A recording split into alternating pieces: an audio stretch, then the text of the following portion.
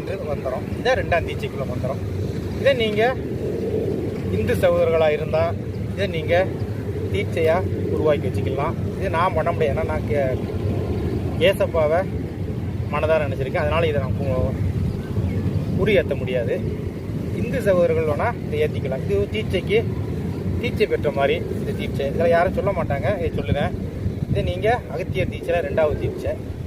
எப்படி பயங் மசி என்று பயங் மசி மயம் மசி பயங் மசி, இதான் அந்த மந்திரம். இந்த மந்திரத்தை நீங்கள் உரு போட்டு 10 லட்சம் இப்படி நீங்கள் உரு போட்டு வச்சுக்கிட்டீங்கன்னா உங்களுக்கு ஒரு பலன் கிடைக்கும் அப்படின்னா அகத்தியர் சொல்லுதாரு. நான் சொல்லல, அகத்தியர் சொல்லுதாரு.